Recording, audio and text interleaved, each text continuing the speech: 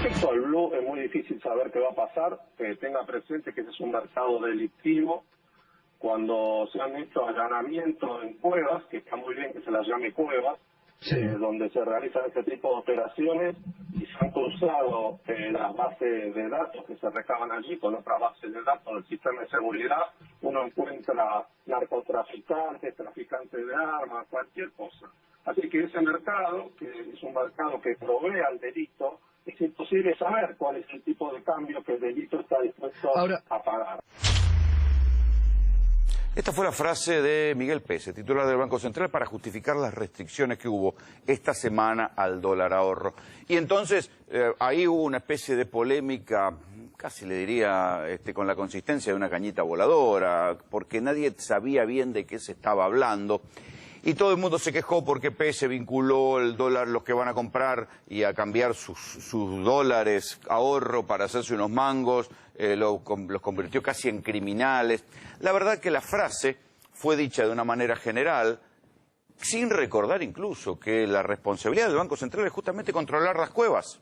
Hay un viejo fallo, inexplicable para mi gusto, por el cual un juez de un tribunal penal económico, el juez Marcelo Aguinsky, le prohibió a la AFIP que allane las cuevas, porque dijo que esto era potestad del Banco Central, pero el Banco Central tenía muy pocos inspectores. Esto es de la época de los finales del gobierno de Cristina Fernández de Kirchner. ¿Qué pasó después? Cuando vino Sturzenegger al Banco Central, poco menos que echó a los inspectores porque Sturzenegger quería vender dólares en los kioscos. Y entonces así fue que se desmantelaron buena parte de los inspectores que tienen que controlar las cuevas. Pero el presidente del Banco Central dice que justamente las cuevas son lugares donde pasa el dinero del narcotráfico y el dinero de cosas espantosas. También es verdad, y esto hay que decirlo, que los culpables de que el dólar se desate o el drenaje de reservas no fueron tanto los ahorristas, sino los que sacan la plata con el contado con liqui y el dólar bolsa, que también es conocido en la jerga financiera como el dólar fuga. Pero esos son financistas prestigiosos, esos integran sociedades de bolsa, esos no los escrachan. Esos también están enojados ahora porque les pusieron una serie de restricciones. La verdad es que cuando salen estas declaraciones, los que conocemos un poquito e investigamos desde hace años esos temas, sabemos que hay algo de verdad. Y por eso también sabemos que hay mucho de hipocresía. Porque, como yo les decía recién, es el Banco Central que ahora se horroriza de las cuevas, el que tiene que controlar las cuevas. ¿Dónde está el control preventivo para evitar este tipo de actividad que drena las reservas de la Argentina? No hay ninguno. Ustedes pueden encontrar los arbolitos en la calle, o sea que ahí hay una parte de hipocresía. Pero también hay mucha hipocresía de la justicia, salvo excepciones. ¿Cómo funciona una cueva? Ya que tanto se habla de una cueva, o por lo menos cuál es la relación de una cueva con el mundo del delito. Aquí la tienen.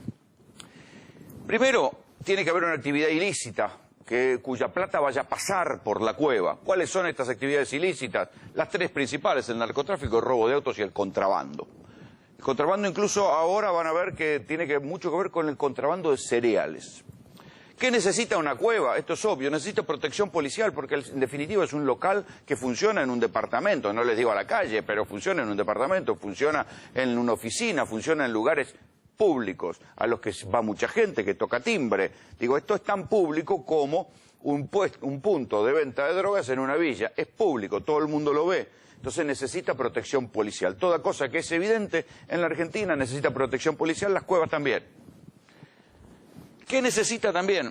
Los pesados, los tumberos o los barras. Los tumberos o los barras tienen una función en la cueva. Primero hacen como de custodia paralela, pero además le acercan los clientes, ¿sí?, que tienen que lavar la guita cuando no son ellos mismos los que van ahí a lavar la plata. No es que la plata es blanca y se convierte, es negra y se convierte en blanca. No, no, no. Acá es pesos que lo convierten a dólares, o pesos que después los giran a alguna cuenta en el exterior. De eso se trata. Y por supuesto en el final de la cadena está el financista. Y el financista, aunque todos ustedes pensarán que es una actividad que con la intermediación se llenan de plata, yo les diría, cuidado muchachos con ser financista de una cueva, porque uno de los riesgos del oficio es terminar desaparecido. Y les voy a dar ahora, en un ratito, la cantidad de casos de financistas desaparecidos que integraban este circuito. Pero les quiero contar antes que esto lo que sucedió en Rosario. Esta semana fue. esta historia que yo les voy a contar, que pasó en Rosario, revela cómo es el circuito de una cueva. ¿Sí? Hubo, fíjense, ahora van a ver cuál es la relación entre todos estos elementos. El 10 de septiembre, más o menos, hubo un crimen en Rosario, uno de los tantos crímenes. Vieron que hay en Rosario un crimen por día por ajuste de cuentas de banda de narcotráfico. Como uno de esos crímenes se computa el crimen de Marcelo Medrano, Coto Medrano, 10 de septiembre. Lo mataron en una estación de servicio de Granadero Baigorria, que es una localidad cerca de Rosario. Sí, ahí lo ubicaron a este señor, Coto Medrano. Ya están detenidos los dos autores materiales de este crimen, o por lo menos los que se sospecha que son. Después les voy a contar quiénes son. Y a raíz del crimen de Coto Medrano, claro, agarran el celular los fiscales, que hay que reconocer que pese a todo en Rosario hay fiscales que laburan bien y laburan rápido, y lo hicieron, esta vez lo hicieron bien. El fiscal Matías Cederi, el fiscal Chapaprietra, agarraron el celular de Coto Medrano y dijeron, che, acá hay mensajes que dicen que este tipo cambió plata en una cueva. Che, ¿cuánta plata cambió? 4,5 millones de pesos, Coto Medrano, un barra brava de Newell's, el líder de la barra de Newell's, fue a una cueva y en una semana cambió $35.000. ¿Qué hacen? En lugar de llamar a los muchachos de la cueva como testigos, los allanan. ¿Qué encuentran cuando los allanan? Un delito que se estaba cometiendo infraganti. ¿Por qué? Porque en esa cueva se encuentran, en esa financiera, si la quieren llamar así, encuentran 175 documentos de identidad. ¿Para qué funcionaban los documentos de identidad? Agarraban los DNI y con esos DNI usurpaban la identidad de la gente y compraban dólar ahorro y revendían como dólar blue. Pero claro, con 175 DNI no van a hacer mucha plata por mes, no es demasiado para lo que necesita una financiera, pero se ve que se dedicaban a estas cosas también, con lo cual los propios fiscales los detuvieron a los muchachos de la financiera y los mandaron, se encontraron un delito infragante y tuvieron que abrir otra causa. Mientras tanto siguen investigando qué hacía Coto Medrano en esa financiera. La financiera, para que vean que aquí nadie protege a nadie, se llama Cofirco. ¿Sí? Está en la City Rosarina, hay que recordar que la City Rosarina es un lugar donde hay mucha necesidad de divisas porque es el principal puerto cerealero de la Argentina. De ahí, de esa financiera, es una financiera donde, por ejemplo, digo para que vean que el financista es un señor de cuello blanco, un señor importante, este no es un pesado, ¿sí? Ahí detienen como uno de los socios de la financiera a un señor llamado Patricio Carey, que la prensa de Rosario lo ubica como miembro del grupo Carey, que es un grupo dedicado a la construcción, al turismo y a las inmobiliarias, ¿sí? Pero esto es lo que estaba haciendo el pesado, estaba cambiando plata en lo del financista. Pero el pesado, a su vez, tenía problemas con la policía. Y entonces ahí entra la historia de los muchachos a los que les cayeron y los detuvieron. Y fíjense qué interesante la connivencia, ¿no? Porque los detenidos acusados de la muerte del jefe de la barra de Newell's, del señor Coto Medrano, son los hermanos Godoy. ¿Quiénes son los hermanos Godoy? Ven qué linda familia. Uno narco, el otro policía. El policía había sido investigado y le habían dictado una falta de mérito por la desaparición hace unos años, un caso muy sonado en Rosario, de una muchacha. Había zafado de ese caso.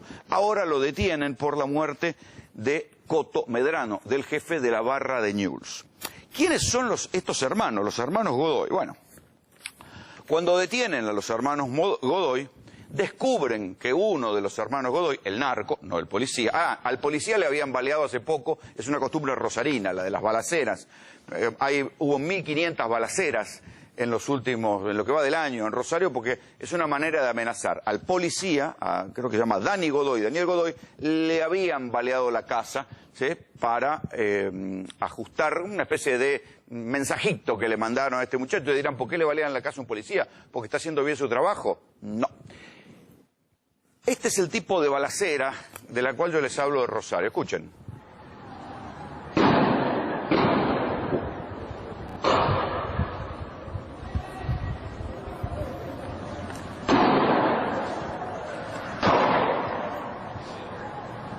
Esta es como el soundtrack, es la banda de sonido habitual en Rosario, por lo menos en lo que va del año, de hace tiempo. Yo ya hice notas sobre las balaceras, pero es habitual escuchar este tipo de tiroteo frente a una casa, que no necesariamente es un tiroteo donde se mata gente. Hay, por cierto, una cantidad de muertos, creo que hubo un promedio de un muerto por día en lo que va del mes en Rosario, una ciudad de menos de 3 millones de habitantes, donde se matan y hubo una cantidad de muertes. Pero además de las muertes están las balaceras. A este policía le habían aplicado una de estas balaceras. ¿A qué se dedicaban estos dos policías que estaban disputando el control de la barra con Coto Medrano, de quien sospechan que ahora lo mataron? La actividad ilícita, además de que se sospecha que estaban vinculados a la venta de drogas, es que, porque así es la cosa, en Rosario es común que los narcos no sean solo narcos, sino que tengan otros negocios. Lo encontraron a uno de los hermanos Godoy vinculado a un puerto seco. Una cosa que yo desconocía que existía, que es un puerto seco. Se llama, en Rosario, en el mundo del AMPA de Rosario, existen los puertos secos y los puertos húmedos. Y aquí volvemos a las actividades ilícitas. Un puerto seco es un lugar donde se vende granos robados. ¿Sí? Camiones de soja que se llevan los piratas del asfalto, de trigo, de lo que sea, se roban un camión, meten el camión en esto que llaman un puerto seco, viene otro que lo compra, ¿sí?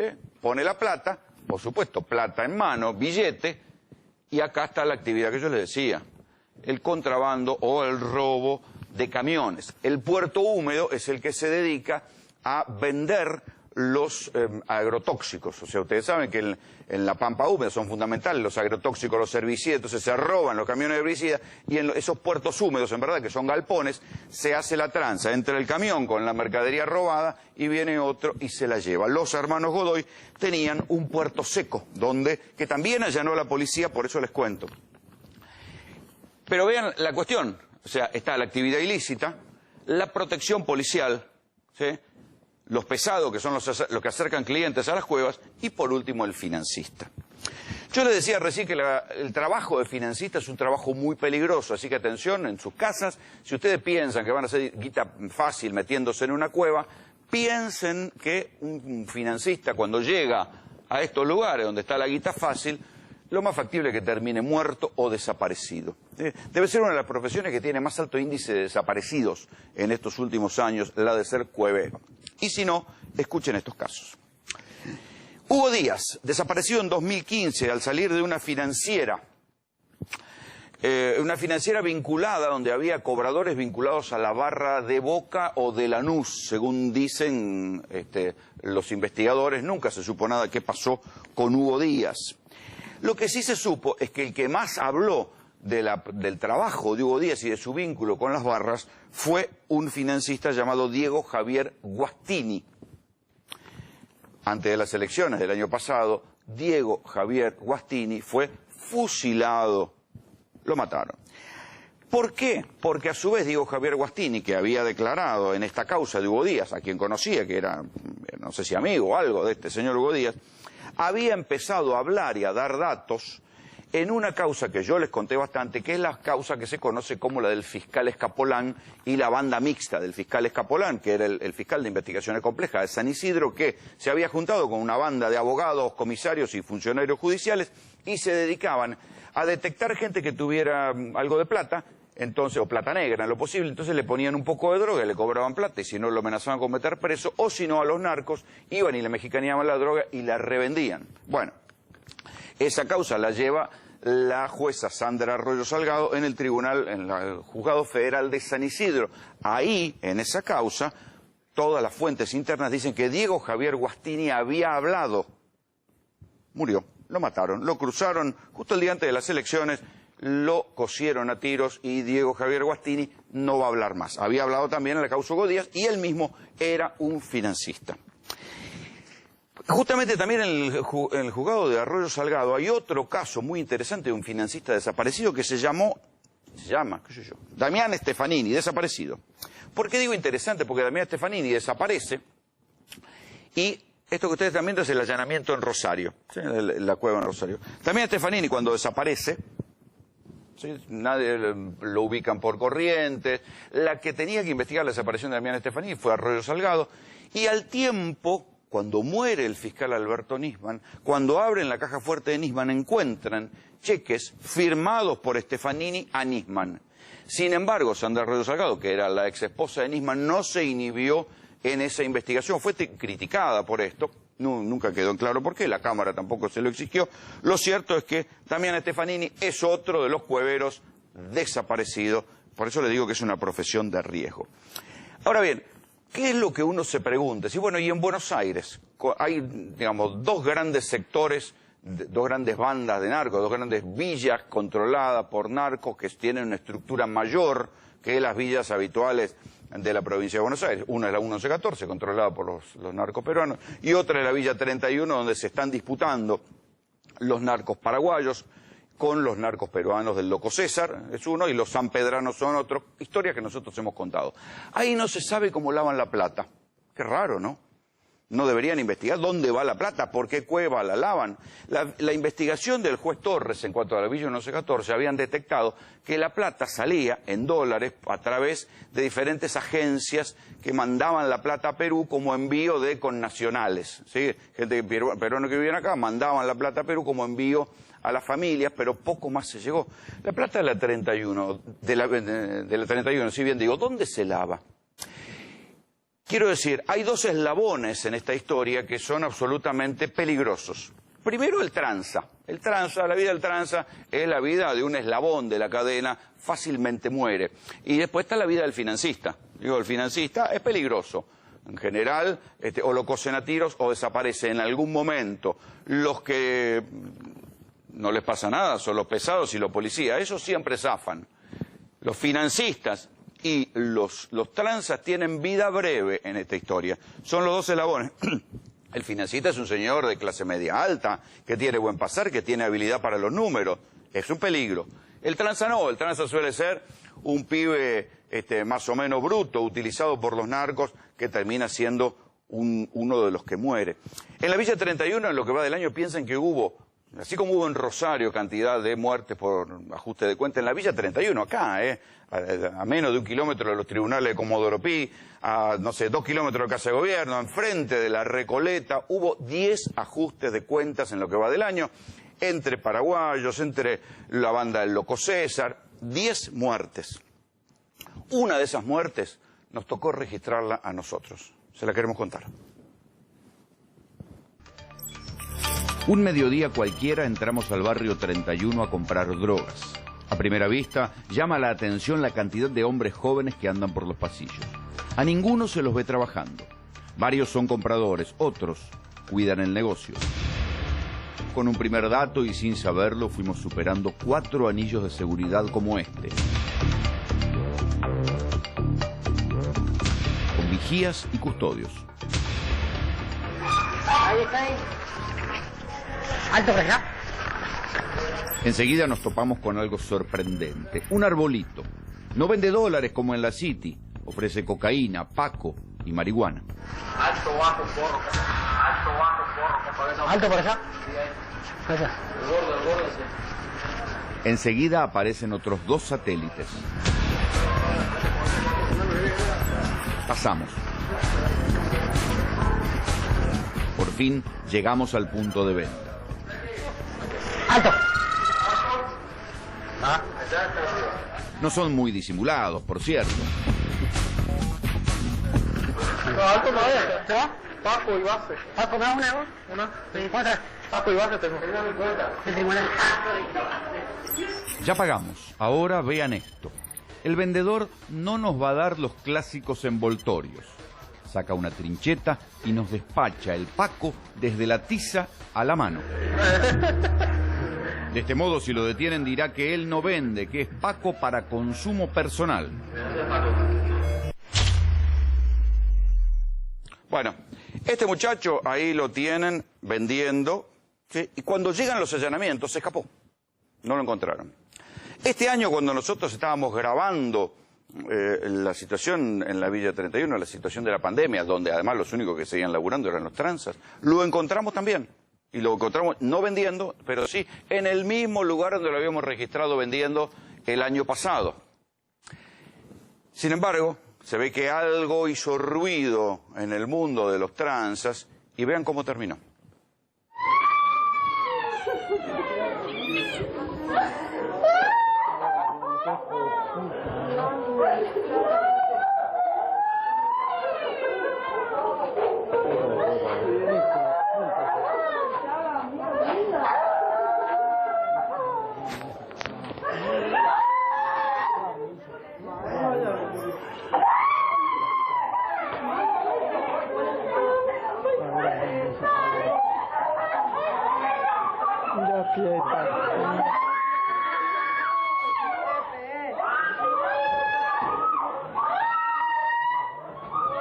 Bueno, esto sucede en plena Villa 31, sucedió este año, sucedió en la pandemia.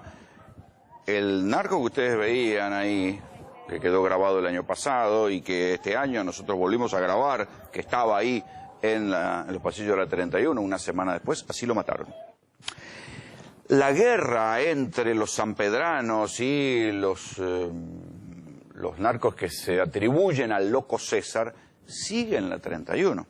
Va cambiando de jefes, porque claro, algunos caen presos, pero las bandas de narcos paraguayos siguen peleando por su territorio y el loco César también está preso en el Chaco. Sin embargo, a través de teléfono, todos dicen que sigue manejando una parte del narcotráfico de la 31 y tampoco lo logran detener. Esto que ustedes están viendo es absolutamente obsceno pensar lo que sucede a menos de 1 kilómetro de los tribunales de Comodoro Pi, que son los tribunales federales que tienen que investigar justamente la Villa 31. 10 muertes en lo que va del año, como si esto fuera un lugar donde vale el ajuste de cuenta y no pasa nada. Y además la Villa 31, curiosamente, es un lugar donde hay un esfuerzo de urbanización, donde hay muchos policías. Si uno va a la Villa 31, yo he entrado, está lleno de policías en las calles. Entonces, ¿para qué sirven los policías en las calles si pasan estas cosas? El lugar donde estaban estos narcos paraguayos se conoce como el Bajo Autopista.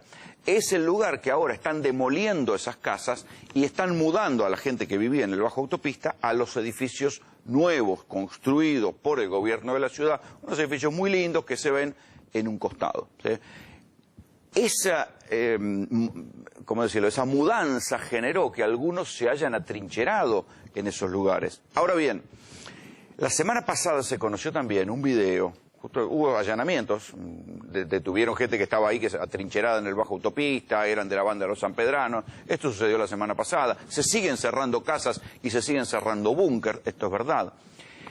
Pero van a ver un video estremecedor sobre cómo se entrenan los sicarios. O sea, esto que ustedes van a ver no sucede en Rosario, sucede acá en la 31, sucede insisto, a 1 kilómetro de Comodoro Pi, 2 kilómetros de Casa de Gobierno y a 1 kilómetro de los departamentos más caros de la ciudad de Buenos Aires. Véanlo.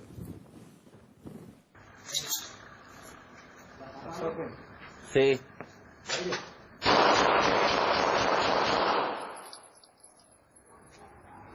Mira.